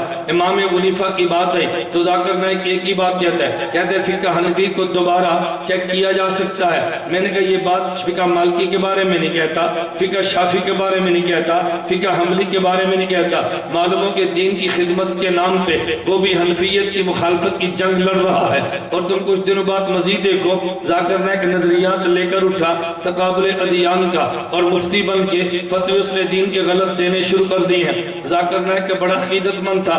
मुझे एक बंदा कहने लगा आखिर जी जाकिर नाइक में कमी क्या है? मैंने कहा उसमें कमी तो कोई नहीं है, उसमें खूबियां बड़ी हैं। मुझे कहते जी कौन सी खूबियां हैं? मैंने कहा तुम मेंढक खा सकते हो? मुझे कहते जी नहीं। मैंने कहा कछुआ खा सकते हो? मुझे कहते जी नहीं। मैंने कहा जाकिर नाइक तो कहता है खा सकते हो। कहते जी कहाँ लिखा है? मैंने कहा मैं किताब देता हूँ, सीडी देता हूँ। जाकिर नाइक से किसी ने पूछा कि मेंढक और कछुए खा सकते हैं? जाकिर नाइक फरमाने लगे कुरान कहता है लहमन तरिया, गोश्त फ्रेश होना चाहिए, खा मछली का हो खा मेंढक का हो। कुरान ये नहीं कहा गोश्त किसका बस फ्रेश हो, लहमन तरिया, खा मछली का हो खा मेंढक का हो। मैंने कहा मेंढक खा ले, कहते कराहत आती है। मैंने कहा वो कहते ठीक है तुझे कराहत आती है। एक शख्स कहने लगा जाकिर नाइक के बारे में आपकी क्या राय है? मैंने कहा मुझे बताओ आप जन्नत में जाएं और आपकी घर वाली के खामिद कोई और बने, तुम बर्दाश्त कर लोगे? कहते नहीं, मेरी गैरत के खिलाफ है। तो मैंने कहा जाकिर नाइक की किताब है इस्लाम में ख्वातीन के, इस्लाम में हकूक निस्वा। जाकिर नाइक से एक लड़की ने पूछा जन्नत में मर्द जाएगा उसको तो हूरें कहीं मिल जाएंगी, औरत जन्नत में गई तो क्या मिलेगा? कहते हैं मर्द जन्नत में गया तो जन्नत की बनी औरत मिले जिसको हूर कहते हैं। अगर हूर जन्नत, अगर औरत जन्नत में गई इसको जन्नत का बना मर्द मिलेगा जिसे हूर कहते हैं, जिसे हूर कहते हैं। मैंने कहा बर्दाश्त गैरत की कर ले? कहते जी नहीं। मैंने कहा वो तो कहता है कि जिस तरह मर्दों को हूरें मिलेगी औरतों को मर्द मिलेंगे, उनको भी हूर कहते हैं। और दलील क्या दी? इल्म देखो दलील क्या। मैंने किताब का नाम दिया, तुम घर जाकर देखना कि मैं गलत बात तो नहीं कह रहा। दलील क्या दी? कहता कुरान में है ज़व्वजनाहुम बिहूरिन ईन, हम उनका निकाह हूर से करेंगे। और हूर आम है, मुज़क्कर को कहते हैं, मुअन्नस को भी कहते हैं। मैंने कहा यार तो कैसा अजीब इंसान है, अरबी की ग्रामर नहीं जाता। ज़व्वजनाहुम, हम का निकाह करेंगे हूर से, तो हम मुज़क्कर को कहते हैं, मुअन्नस को भाई हम ज़मीर जो है मुज़क्कर या मुअन्नस? तो जब हम मुज़क्कर है तो मुज़क्कर का निकाह जैसे होगा वो औरत होगी या मर्द होगा? कहता है ये दोनों को शामिल है। इल्म और अक्ल देखो, लेकिन चूंकि आपके इल्म में नहीं है, आप मीडिया के शेदाई हैं, मीडिया में नजर आता है, लोग उसको बड़ी जल्दी कबूल कर लेते हैं। मैं एक छोटी सी बात कहता हूँ, मुझे जद्दा में एक साथी कहने लगा जाकिर नाइक उलमाए हक में क्या फर्क है? मैंने कहा बात समझो, जो सर्च और रिसर्च में फर्क है वो उलमाए हक और जाकिर नाइक में फर्क है। کہتا جی میں سمجھا نہیں ہوں. میں نے کہا اچھا میں سمجھاتا ہوں. یہ جدہ میں آپ کے قریب بہت بڑا یہ کھیلنے کا گراؤنڈ ہے، اسٹیڈیم. اس کا نام کیا ہے؟ کہتا ہے الاتحاد. میں نے کہا اس میں رات کو یہ عرب فٹ بال کھیلتے ہیں. کہتے ہیں جی ہاں. میں نے کہا بڑی بڑی لائٹیں لگی ہوتی ہیں رات کو دن کا منظر پیش کرنے کے لیے. اس لائٹ کا نام کیا ہے؟ مجھے کہتے ہیں سرچ لائٹ. میں نے کہا جب دو ٹیمیں کھیلنے لگے اور ایک ٹیم گیند کو لائے اور جب کک مار کے گول کرنے لگے تو کوئی بچہ آئے اور لائٹ کو آف کر دے اور پھر آن کر دے، اسے کیا کہیں گے؟ کہتے ہیں ریسرچ. میں نے کہا جلدی لائٹ کو سرچ کہتے ہیں اور اس کو آف کر کے آن کرو، اسے ریسرچ کہتے ہیں. تو جب کھیل عروج پر ہو کوئی بچہ اس کو لائٹ کو آف کر کے پھر آن کرے تو ریسرچ کرنے والے کو تم دعائیں دے کہ بہت اچھا کیا، کہا جی پورا کھیل تباہ کیا ہے. میں نے کہا علماء کا مسلک یہ ہے کہ جس مسئلے پر 1400 سال کے فقہا سرچ کر چکے ہیں اسے ریسرچ نہ کرو. ذاکر نائک کہتا ہے نہیں، ان مسائل کو ریسرچ کریں گے. 14 سالہ تحقیقات کو مان لیں تو علماء حق بنتے ہیں اور ان کی دوبارہ تحقیق کریں تو ذاکر نائک. میں نے کہا جو سرچ اور ریسرچ میں فرق ہے وہ ذاکر نائک علماء حق میں فرق ہے. میں نے کہا مشکل بات تو نہیں ہے. ایک شخص مجھے کہنے لگا آخر ذاکر نائک بھی تو ہے نا کہ بہت بڑا آدمی ہے. میں نے کہا اتنا بڑا آدمی ہے کہ ڈاکٹر ہے. کہتا جی پھر؟ میں نے کہا ڈاکٹر بھی پی ایچ ڈی نہیں ہے، ڈاکٹر بھی MBBS ہے. مجھے کہتا جی پھر؟ میں نے کہا ایک کام مولوی صاحب کا ہے، ایک کام ڈاکٹر بھی MBBS کا ہے. مجھے کہتا دونوں میں کیا فرق ہے؟ میں نے کہا بھی آپ نے پوچھا ہے، آپ نے ناراض نہیں، بات سمجھ نہیں ہے. اگر کبھی آپ نے نبض چیک کرانی ہو تو MBBS ڈاکٹر کے پاس جاؤ. اگر آپ نے میدا چیک کرانا ہو MBBS ڈاکٹر کے پاس جاؤ. مسانہ چیک کرانا ہو MBBS ڈاکٹر کے پاس جاؤ. اگر وہاں نہ جا سکو پیشاب چیک کرانے کے لیے بھیج دو. میں نے کہا اگر آپ کو پیشاب چیک کرانا پڑے اس کو تھیلی میں بند کریں اور ڈاکٹر ذاکر نائک کے پاس بھیج دیں. وہ MBBS اس کا یہ کام ہے. اور مسئلہ چیک کرانا پڑے آپ اس کو لفافے میں ڈالنا اور دارالعلوم دیوبند بھیج دینا. مسئلے والا لفافہ ہمیں بھیجنا، پیشاب والا لفافہ اسے بھیجنا. مسئلہ چیک کرنا عالم کا کام ہے، پیشاب چیک کرنا ڈاکٹر کا کام ہے. اب اس میں غلط بات تو نہیں ہے. اچھا آپ بتائیں کبھی آپ نے پیشاب چیک کرانا ہو تو آپ مدنی آتے ہیں؟ کہاں جاتے ہیں؟ اسپتال. اور مسئلہ پوچھنا ہو تو پھر تو یہی تو میں روتا ہوں. مسئلہ پوچھنا تو عالم ہے، پیشاب چیک کرانا تو ڈاکٹر ہے. میں نے کہا اس سے پیشاب چیک کراؤ، مسئلے چیک نہ کراؤ. جو ان کا کام ہے وہ چیک کراؤ. اور یہ PhD ڈاکٹر نہیں ہے، MBBS ڈاکٹر ہے. مجھے کبھی تعجب ہوتا ہے جب میں تنقید کرتا ہوں نا تو بات دنیا دار کالج کا طبقہ کہتا ہے مولوی صاحب آپ نے اتنے بڑے آدمی پہ تنقید کی ہے. میں نے کہا اس نے فاروق اعظم رضی اللہ عنہ پہ تنقید کی ہے، تمہیں کیوں سمجھ نہیں آتی؟ امام ابو حنیفہ پہ تنقید کی ہے، تمہیں کیوں سمجھ نہیں آتی؟ حضرت حسین کی تنقید کی ہے اور یزید کی حمایت میں فتویٰ دیا ہے، تجھے کیوں سمجھ میں نہیں آتا؟ وہ اتنے بڑوں پہ تنقید کرے وہ تب بھی بڑا ہے، ہم ایسے پر تنقید کریں پھر بھی چھوٹے ہیں. اللہ میں بات سمجھنے کی توفیق عطا فرمائے. چاروں اماموں کا دعویٰ یہ نہیں تھا جہاں نبی کی بات ہے میری بات کو چھوڑ دو. آپ یہ بات کیسے کہہ رہے ہیں کہ 3 صحابہ سے امام ابو حنیفہ کے پاس مکمل آیا؟ یہ میں نہیں کہتا، امام سیوطی امام حاکم کہتے ہیں انہ اول من ضمن علم الشریعہ ورتبہ ابوابا لم یسبق احد. جس بندے نے سب سے پہلے دین لکھ کے دیا ہے اسے امام اعظم ابو حنیفہ نعمان بن ثابت کہتے ہیں. یہ میں نہیں کہتا، امام سیوطی امام حاکم کہتے ہیں یہ سب سے پہلے دین انہوں نے لکھ کر دیا ہے. امام ابو حنیفہ نے کوئی کتاب نہیں لکھی تو ان کی فقہ کہاں سے آ گئی؟ اب اگر کوئی منکر حدیث پہ ایمان کہہ دے اللہ کے نبی نے حدیث کی کتاب کوئی نہیں لکھی، ان کی حدیث کہاں سے آ گئی؟ آپ جواب دو گے کہ نبی کی حدیث شاگردوں نے لکھی ہے، ابو حنیفہ کی فقہ شاگردوں نے لکھی ہے، تو دونوں کی کتابیں شاگردوں نے لکھی. کس نے لکھی ہے؟ شاگردوں نے. بتاؤ اگر کوئی بندہ آپ سے کہے ہم نبی کا کلمہ نہیں پڑھتے، حضور نے کتاب ہی کوئی نہیں لکھی، آپ اس کی بات مان لو گے؟ یہ کہتا ہے میں امام کو نہیں مانتا، فقہ نے لکھی، تو آپ اس کے اشکال کو قریب آنے دیتے ہو. بہت بڑا اشکال کیا جی.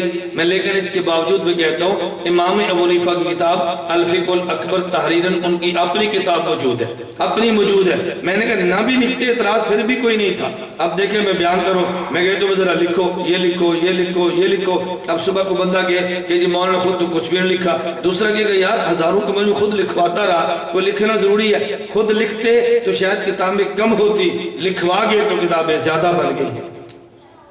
امام حنیفہ کا فتویٰ ہے کہ جس طور کے خامد گم ہو جائے وہ 80 سال سے 90 سال تک اس کا انتظار کرے، جبکہ ان کے شاگرد سے اختلاف کرتے ہیں. ان کے شاگرد اختلاف نہیں کرتے، نالائق کے اختلاف کو سمجھتے نہیں ہے. یہ شامیہ میں موجود ہے. امام ابو یوسف فرماتے ہیں کہ میں جب بھی امام ابو حنیفہ سے اختلاف کرتا ہوں تو ان سے اختلاف نہیں کرتا. ہوتا یہ ہے کہ ایک مسئلے میں امام ابو حنیفہ کے 2 قول ہوتے ہیں، میں ایک قول کو لے لیتا ہوں، ایک کو چھوڑ دیتا ہوں. تو لوگ کہتے ہیں ابو حنیفہ سے اختلاف کیا ہے. میں اختلاف نہیں کرتا، بلکہ امام ابو حنیفہ ہی کے 2 قولوں میں سے ایک قول لیتا ہوں. تو امام ان کا شاگرد اختلاف نہیں کرتا، ان کے 2 قولوں میں سے ایک قول لے لیتا ہے، لیکن تو نے اس کو اختلاف کہہ دیا. اچھا، اگر چھوٹا بڑے سے شاگرد اختلاف کر بھی لے تو پھر کیا ہوا؟ مجھے غیر مقلد کہنے لگا وہ جی امام ابو حنیفہ کے شاگرد امام ابو یوسف کئی مسائل میں امام حنیفہ کی بات نہیں مانتے، تو ہم کیوں مانیں؟ میں نے کہا شکر ہے حضرت سلمان علیہ السلام کے دور میں تم نہیں تھے، ورنہ تم کھڑے ہو جاتے داؤد علیہ السلام کے سامنے. مجھے کہتا جی وہ کہتے. میں نے کہا ایک شخص بکریاں لے کر جا رہا تھا، بکریوں نے کھیت کو کھا لیا.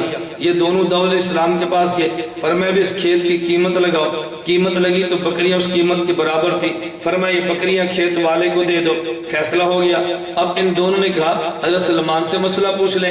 سلمان علیہ السلام کے پاس گئے، یہ قرآن کریم میں ہے. سلمان علیہ السلام کے پاس گئے، حضرت سلمان فرمانے لگے یوں نہ کرو، بلکہ یوں کر لو کہ بکریوں والا یہ کھیت لے لے اور کھیت میں کام شروع کر دے، اور کھیت والا بکریوں والے کی بکریاں لے لے، اس بکریوں کو چراتا بھی رہے اور دودھ پیتا بھی رہے. تو جتنا بڑا کھیت تھا جب بکریوں نے کھایا تھا، جب اتنا بڑا کھیت ہو جائے تو کھیت والے کو کھیت واپس کر دینا اور بکری والے کو بکری واپس کر دینا.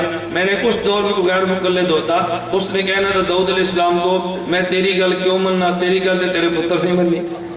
ہم کہیں گے نہیں، داؤد علیہ السلام بڑے نبی، سلمان علیہ السلام چھوٹے نبی، ایک اجتہاد دونوں نے کیا، ایک انہوں نے کیا. تو چھوٹا نبی بڑے سے اختلاف کر لے تو دونوں کی بات مان لیتے ہیں، چھوٹا امام بڑے سے اختلاف کر لے تو دونوں کی بات مان لیتے ہیں. اس سے فرق کوئی نہیں پڑتا. رفع یدین آمین اونچی آواز وغیرہ آپ کہتے ہیں منسوخ ہو گیا. دلیل دیں. دلیل یہ ہے امام نووی رحمۃ اللہ علیہ نے صحیح مسلم میں ایک باب قائم کیا، باب الوضوء مما مست النار. اس حدیث کے ساتھ امام نووی رحمۃ اللہ علیہ ضابطہ بیان فرماتے ہیں، حاضی عادت مسلم وغیرہ من ائمۃ الحدیث یذکرون الاحادیث التي رون منسوخہ ثم یعقبون بالناسخ. محدثین کی عادت یہ ہے کہ جب ایک مسئلے پر 2 حدیثیں ہوں تو پہلے حدیث وہ لاتے ہیں جو ان کے منسوخ ہوتی ہے، پھر حدیث وہ لاتے ہیں جو ان کے ناسخ ہوتی ہے. ہمارے اور غیر مقلدین کی اختلافی مسئلے آپ ترمذی اٹھا کے دیکھو. امام ترمذی پہلے حدیث آمین بالجہر کی لائے اور پھر حدیث آمین بالسر کی لائے. امام ترمذی پہلے فجر کی نماز اندھیرے میں پڑھنے کی لائے اور پھر بعد میں روشنی میں پڑھنے کی لائے. امام ترمذی پہلے اذان اکاری پڑھنے کی لائے، اقامت اکاری پڑھنے کی لائے، پھر اذان دوری پڑھنے کی لائے. امام ترمذی پہلے رفع الیدین کی حدیث لائے، پھر نہ کرنے کی لائے. امام ترمذی پہلے امام کے پیچھے فاتحہ پڑھنے کی لائے اور پھر نہ پڑھنے کی لائے. امام ترمذی رحمۃ اللہ علیہ اگر فجر کی سنتیں چھوٹ جائے تو پہلے نماز کے بعد فوراً پڑھنے والی حدیث لائے اور دوسری بعد میں حدیث سورج نکلنے کے بعد والی لائے. اس سے پتہ چلا محدثین کی رفع الیدین والی حدیثیں منسوخ ہیں، آمین بالجہر والی منسوخ ہیں، فاتحہ خلف الامام والی منسوخ ہیں اور نہ پڑھنے والی ناسخ ہے. نہ پڑھنے والی ناسخ ہے. یہ ضابطہ کس نے دیا؟ محدث نے. حضرت مولانا ہمارے یہاں مسجد مغرب کی اذان کے بعد اور جماعت سے پہلے غیر حضرات 2 رکعت ادا کرتے ہیں. اگر انہیں منع کرے تو کہتے ہیں نبی کریم نے ادا کیا. کیا ایسا ہے؟ صحیح بخاری میں روایت موجود ہے. امام بخاری باب قائم کرتے ہیں باب صلاۃ قبل المغرب، فرماتے ہیں کہ مغرب کی نماز سے، یا باب صلاۃ المغرب ہے کہ مغرب سے پہلے 2 رکعت نفل کا کیا حکم ہے. امام بخاری فرماتے ہیں عبداللہ مزنی رضی اللہ عنہ صحابی کہتے ہیں نبی پاک نے فرمایا صلو قبل صلاۃ المغرب، مغرب کی نماز سے پہلے 2 نفل پڑھو. حضور نے دوسری مرتبہ فرمایا اور تیسری مرتبہ فرمایا لمن شاء، جس کا جی چاہے پڑھے، نہ جی چاہے تو نہ پڑھے. عبداللہ مزنی کہتے ہیں حضور نے یہ کیوں فرمایا؟ کراہیت، توجہ رکھنا، کراہیت ان یتخذها الناس سنتا، تاکہ لوگ اس کو کہ سنت نہ سمجھنا شروع کر دے. تو امام بخاری تو بتا رہے ہیں کہ مغرب کی نماز سے پہلے 2 رکعت نفل کو اوپر سنت سمجھنا یہ مکروہ ہے، بخاری مکروہ کہہ رہا ہے، یہ سنت کہہ رہا ہے، تو بات صحابہ کی مانو، امام بخاری کی یہ بات ان کی مانو۔ مسئلہ دلیل کیا ہے؟ غیر مقلد کا کہنا ہے نقوی بھی سرگودا کا ہے، مولانا الیاس گمن بھی سرگودے کے ہیں، دونوں شہر میں رہتے ہیں، دونوں کو مقابلے کی مولانا الیاس گمن ایک شہر میں رہتے ہیں، سبتان شاہ کا مقابلہ کرنے کی جرت نہیں۔ آپ نے، میں آپ کو کہتا ہوں، مولانا ایوب خان صاحب تشریف فرما ہے، آپ سبتان شاہ کو بلا لو، مجھے بھی بلا لو، دونوں کی تاریخ مناظرے کی لے لو، تمہیں پتہ چل جائے گا جرت کس میں نہیں ہے۔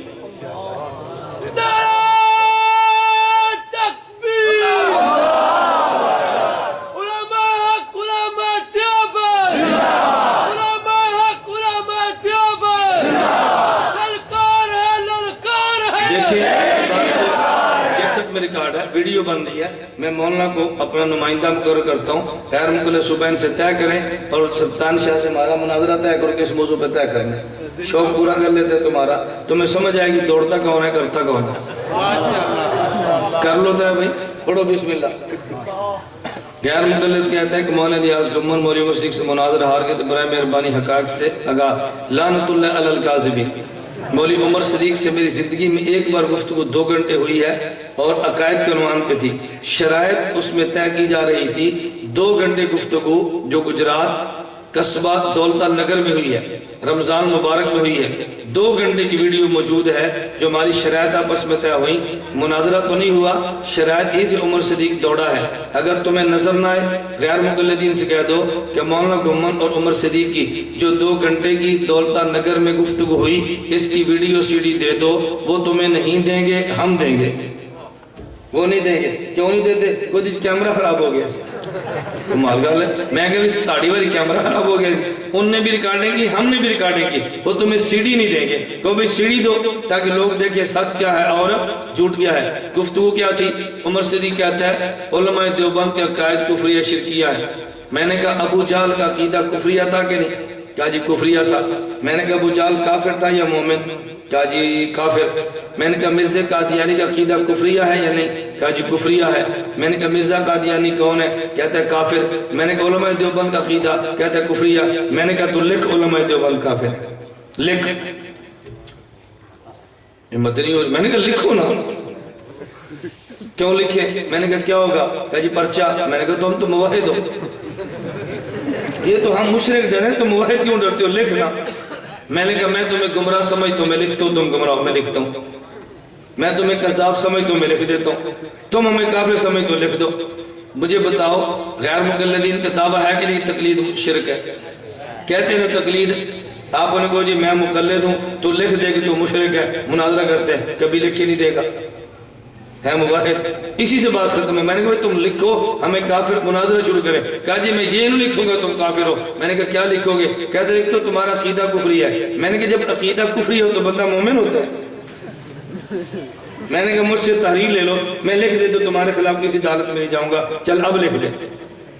آپ دیکھنا کاغذ آپ دیکھیں گے، پینسل دیکھیں گے، ہماری تحریریں دیکھیں گے، لیکن تمہیں غیر مقلد کبھی بھی وہ دینے کے لیے تیار نہیں ہوگا۔ میں آج تمہیں کہتا ہوں عمر صدیق گجرانوالہ رہتا ہے، تم اس سے لکھوا لو علماء دیوبند کافر اور مشرک ہے، میرا مناظرہ اس سے بھی طے کر لو۔ لکھو تو صحیح نا۔ مولانا کاڑوی فرماتے تھے غیر مقلد خدا سے نہیں ڈرتا، کاغذ قلم سے ڈرتا ہے۔ خدا سے نہیں ڈرتا، کاغذ قلم سے۔ تقریروں میں کہیں گے رفع دین کرو تو نماز نہیں ہوتی، کو لکھ دے، میں کیوں لکھا؟ تقریر کیوں کی تھی تمہیں؟ میں مطلب بہت ساری باتیں جو میرا دل نہیں کرتا۔ سبتین شاہ وہ جھوٹ دنیا کے بولتا ہے، الامان والا بھی۔ میرے پاس غیر مقلدین کے علماء ہے، میں اسٹیج پہ نام نہیں لیتا، علماء ان کے بڑے بڑے ہیں۔ میں نے کہا یہ میری زمین دیکھی؟ کہتے ہیں دیکھی۔ میں نے کہا میرا ڈیرا دیکھو، یہ نوکر چاکر دیکھو، میرے ڈیرے پہ بجلی، یہ سارا سسٹم دیکھو۔ کہتے ہیں مولانا عجیب بات ہے۔ میں نے کہا سبتین شاہ تقریر میں کیا کہتے ہیں؟ پنڈ دے قبرستان دے قبضہ کر کے بیٹھے۔ کمال ہو گئی، قبرستان کو جگہ دینے کا معنی ہم نے قبضہ کی ہے۔ میں نے کہا یار سامنے میرا ڈیرا ڈنڈا نوکر، میں اپنے پنڈ دا نمبردار ہوں، تو نمبردار قبرستان کی قبضہ کر دیں؟ ان کو تو نمبرداری کی زمین اپنی مستقل ہوتی ہے۔ میں نے کہا کتنا بڑا جھوٹ ہے، اب بتاؤ اس کا کیا علاج ہو؟ اس لیے میں نے کہا تم اس کو سامنے لاؤ، پھر اس کی میری بات ہوگی انشاءاللہ۔ تم تاریخ طے کرو، مولانا ہمارے نمائندے ہیں، تاکہ سچ کا سچ اور جھوٹ کا جھوٹ ہو۔ آپ نے غیر مقلد کے بارے میں ذکر کیا. مجھے گجرانوالہ ایک مسجد میں غیر مقلد کے پیچھے جمعۃ مبارک پڑھنے کا موقع ملا. اس امام مسجد قربانی کے دن 4 بتلائے. قربانی کے دن غیر مقلدین کے قربانی کے 4 دن ہیں، ہمارے یہاں 3 دن ہیں. احادیث سب 3 دن کی ہیں، 4 دن کی حدیثیں نہیں ہیں. غیر مقلد ایک تمہیں حدیث پیش کرے گا کہ جی 4 دن ہیں. نبی پاک نے فرمایا ایام التشریق کلھا ذبح، کہ سارے ایام تشریق قربانی کے دن ہیں. یہ ایک حدیث پیش کرے گا. اس کی سند پر میں اعتراضات کروں گا، وہ تمہیں سمجھ نہیں آنا، میں راویوں پر بحث کرو. آپ اس کا علمی وہ جو آپ سمجھو، جو آپ آسانی سے ان کو دے سکو. کیا کہے گا؟ قربانی کے دن کتنے ہیں؟ ایام التشریق. ایام تشریق سارے قربانی کے دن ہیں. آپ اس سے پوچھو پھر کیا ہوا؟ وہ کہے گا جی 10 ذی الحج بھی یوم تشریق ہے. یوم تشریق کا معنی وہ دن جن دنوں میں نمازوں کے بعد تکبیرات پڑھتے ہیں، اسے ایام التشریق کہتے ہیں. 10واں بھی یوم تشریق، 11واں بھی، 12واں بھی، 13واں بھی. اسے کہو بھائی ایام تشریق تو 5 ہوتے ہیں. کتنے ہوتے ہیں؟ تو کہاں 10 یا 9 سے؟ اسے کہ اس حدیث کو مان لیا جائے تو پھر قربانی 9 کو بھی دیا کرو. تسی اٹھ دے تسی گھوڑے نو منگدے ہو، چلو وہ تسی 5ویں دن دے لو. تے تسی مرغے دی قربانی منگدے ہو، انہوں چلو تسی 9ویں نو دے دیو. ہاں فتاوی ستاریہ غیر مقلدین کی کتاب ہے، اس میں لکھا ہے کہ گھوڑے کی قربانی جائز ہے. اس میں لکھا ہے مفتی عبدالستار امیر غرب اہل حدیث نے خط لکھا کہ بکرے بہت مہنگے ہیں، ہمارے یہاں مہنگائی ہے، کیا کرے؟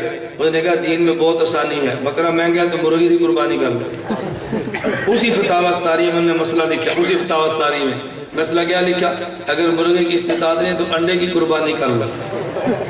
انڈے کی. مولانا کاڑوی رحمۃ اللہ فرماتے ہیں سردیاں آ رہی ہیں، آپ حضرات انڈے کھایا کرو اور اس کے کھانے جمع کرتے رہا کرو. پھر لشکر طیبہ کے دفتر 1 مہینے بعد فون کرنا، بھئی ہمارے گھر میں 100 کھال پڑی، جا کے لے جاؤ. وہ آئے گا نا سارے انڈے چوک کے دے دیں. بات ٹھیک ہے غلط ہے؟ میں اللہ گواہ ہے، مولانا موجود ہے، ہمارا وہ مزاج نہیں جو ان کا ہے. جس قدر گندی زبان یہ استعمال کرتے ہیں نا، ہمارا دل نہیں کرتا استعمال کرتے. جتنے گندی زبان استعمال کرتے ہیں ہمارا دل نہیں کرتا. ہمارے ہاں بھینس کی قربانی جائز. آپ کے ڈسکے سے کتاب چھپی ہے بھینس کی قربانی کا تحقیقی جائزہ، مکتبہ دار حسنہ سے، محمد نعیم ملتانی کی کتاب ہے اور ڈسکے چھپی ہے. میں نے یہاں سے وہ کتاب منگوائی ہے. اب اس مولوی نے لکھ دی عبد الرحیم ملتانی نے کہ مسلک اہل حدیث میں بھی بھینس کی قربانی کرنا جائز ہے. میں کہا کچھ مننا شروع ہو گیا ہو نا. تھوڑے ڈسکے جو کتاب چھپی ہے تو نہیں پتا، میں 200 نسخے تو منگایا. میں نے پتا ایک بار چھپی ہے دوبارہ نہیں چھپڑی، غلطی سے چھاپ لیتے ہیں پھر کتاب ہضم ہو جاتی ہے. خیر بات سمجھے تو گھوڑے کی قربانی جائز ہمارے یہاں جائز نہیں ہے. اچھا مرغے کی قربانی جائز ہمارے یہاں جائز نہیں ہے. انڈے کی قربانی جائز ہمارے یہاں جائز. توجہ رکھنا اور مسئلہ سمجھے.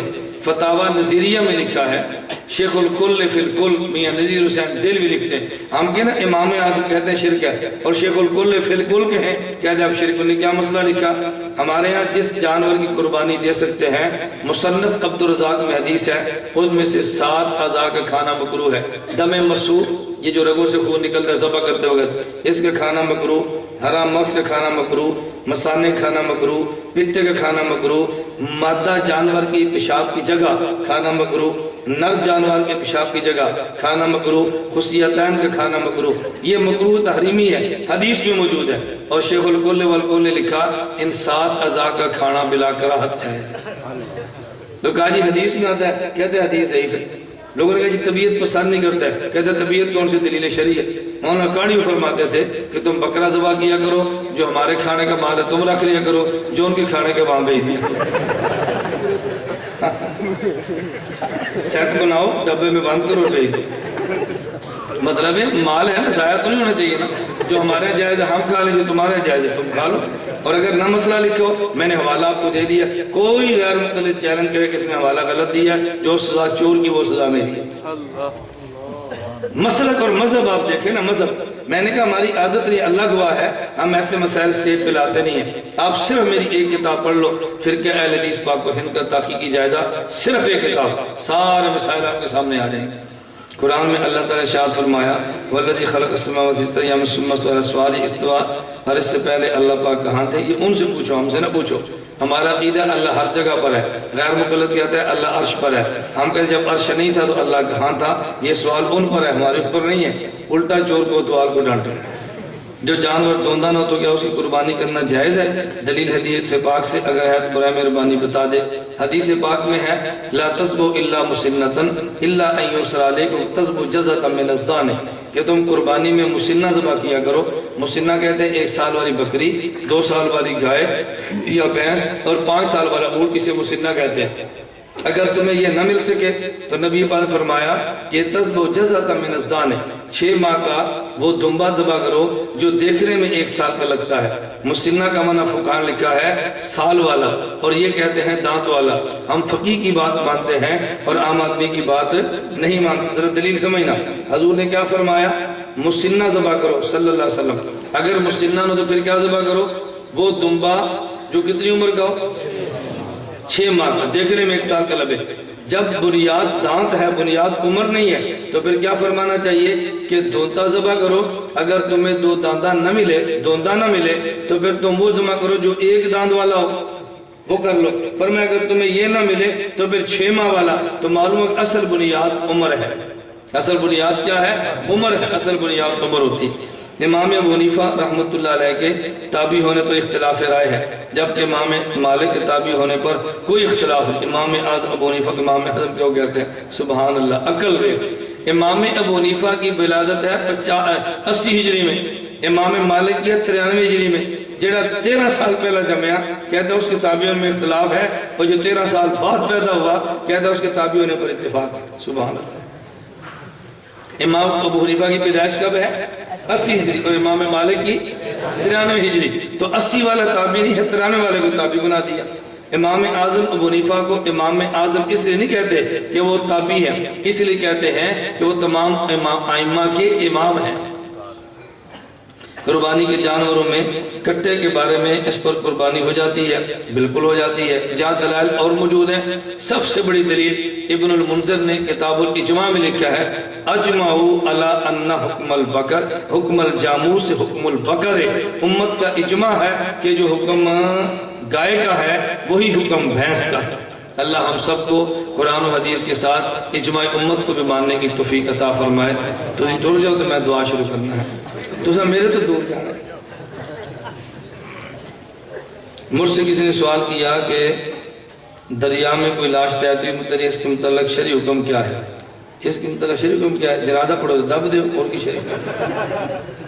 اصل میں پوچھنا چاہتا ہے، میسج چل رہا ہے نا، کسی عورت کی لاش ملی تو پتہ مسلمان ہے کافر، کیا بتائیں گے؟ ایسے میسج جو چلتے ہیں فرضی کہانیاں ہوتی ہیں۔ اصل تو یہ سمجھے کوئی ایسا میسج آ جائے نا تو جواب دیا کرے بھی کوئی لاش ملی تو دسنا، پھر مسئلہ تو سمجھے۔ اور اس کا تحقیقی جواب آسان یہ ہے کہ جو لاش جس علاقے سے ملے اگر اس پہ کفر کی علامت نہ ہو تو اسی علاقے والے مسلک کی لاش شمار ہوتی، یعنی مسلمانوں کا ملک ہو۔ اب دیکھو اللہ نہ کرے کوئی ایکسیڈنٹ ہو اور بندہ کو مرا ہوا مل جائے تو ظاہر ہے یہ ملک کن کا ہے، تو ہم کیا سمجھیں گے؟ اس کے کافر ہونے کی علامت چاہیے، مسلمان ہونے کے لیے زیادہ پریشان ہونے کی ضرورت نہیں ہے۔ خصی جانور کی قربانی جائز ہے یا نہیں؟ نبی پاک صلی اللہ علیہ وسلم نے قربانی کی ہے تو جائز کیوں نہیں ہے؟ نہیں سمجھے؟ جائز کیوں نہیں؟ چلیں اب بیان ریکارڈ ہوتا، خواتین سن رہی ہوتی ہیں، ورنہ اس لیے پھر میں بتاتا کہ جائز ہے کہ بہرحال جائز ہے، اتنا مسئلہ یاد رکھ لیں۔ الحمدللہ رب العالمین والصلاۃ والسلام علی رسول وعلی آلہ واصحابہ اجمعین۔ اے میرے مولا کریم ہم سب کے گناہوں کو معاف فرما، اے اللہ ہم سب کے گناہوں کو معاف فرما، ہماری خطاؤں سے درگزر فرما، جائز حاجات کو پورا فرما، مشکلات کو دور فرما، عافیت کے ساتھ دین کی خدمت کے لیے قبول فرما۔ اے میرے مولا کریم، اے میرے مولا کریم، جتنے مسلمان دنیا میں گرفتار ہیں سب کو رہائی عطا فرما۔ اے اللہ قیدیوں کو اپنے فضل و کرم سے رہائی عطا فرما، بیماروں کو شفا عطا فرما۔ اے میرے مولا کریم اپنے فضل و کرم سے ہم سب کی خطاؤں کو معاف فرما، اس مدرسے کو ظاہری اور باطنی ترقی عطا فرما۔ حضرت مولانا فیروز صاحب رحمہ اللہ کے لیے اس ادارے کو صدقہ جاریہ بنا دے، ہمیں علماء حق علماء دیوبند کے ساتھ وابستہ رکھ، خاتمہ ایمان فرما۔ قیامت کے دن حضور اکرم صلی اللہ علیہ وسلم کی اے میرے مولا کریم ہم سب کو شفاعت نصیب فرما۔ وصلی اللہ تعالی علی رسول خیر خلقہ محمد و آلہ و صحابہ اجمعین برحمتک یا ارحم۔